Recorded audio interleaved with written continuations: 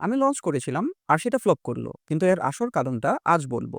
Day 2 তে আমি বাজার থেকে পরিচয় করিয়েছিলাম। এটা একটা hyper local grocery delivery platform. কিন্তু এর রিয়ালিটি চেক ছিল খুবই কঠিন। লঞ্চ করার পর কাজ করেনি। কিন্তু কেন এটা ফেল করলো? আমি ৩ টা বড় কারণ খুঁজে পেয়েছি। ১, রং টার্গেট মার্কেট। আমি শনিয়ারটাতে লঞ্চ করেছিলাম, যেটা একটা মিডল ক্লাস কমিউনিটি। আর আমার মেইন অফার ছিল কনভেনিয়েন্স বা সুবিধা। কিন্তু ওই কমিউনিটির জন্য কনভেনিয়েন্স এর চেয়ে প্রাইস সেনসিটিভিটি ছিল অনেক বড় একটা ফ্যাক্টর। Number ২, trust gap.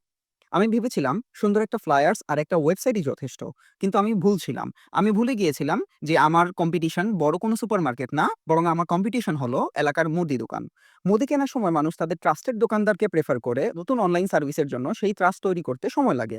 আর আমি সেই গ্রাউন্ড ওয়ার্ক করিনি। ৩, মার্কেট এক্সিকিউশন। আমি ফ্লায়ার্স, বেসিক প্রমোশন করেছিলাম। কিন্তু সেটা ছিল one time effort. Local relationship build করা, রিপিট কমিউনিকেশন এবং ভিজিবল প্রেজেন্স এগুলো পুরোপুরি মিস করেছিলাম। এই ৩ টা জায়গায় আমি ফেল করেছিলাম। আর এখানেই এবার ফোকাস করব।